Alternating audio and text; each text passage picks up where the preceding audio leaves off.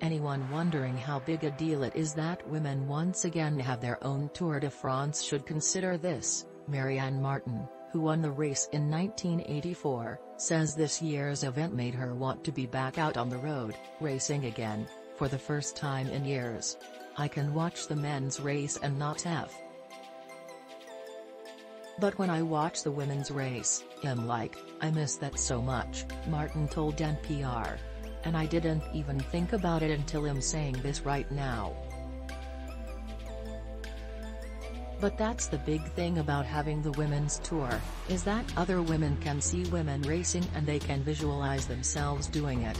Martin, who lives in Colorado, was the surprise winner of the Tour de France Féminin, the first women's version of the venerable race from its long time organized. Martin and her fellow riders had a very different experience in 1984 compared to the male athletes. Asked to describe the gap, Martin replied, "It was huge." She shared the podium with men's champion Laurent Fignon, who won more than $100,000. Both riders finished in yellow, meaning they were the overall winners, but Martin won around $100,000. The 1984 women's race had 18 stages covering around 1,000 kilometers, roughly a fourth of the men's mileage.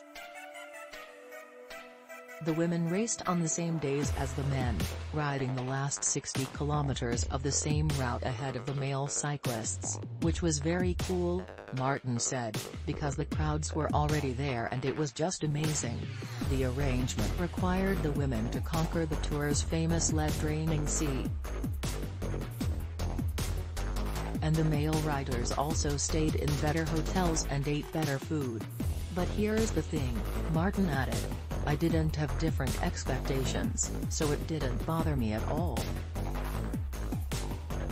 I don't care if they're staying in a really nice place.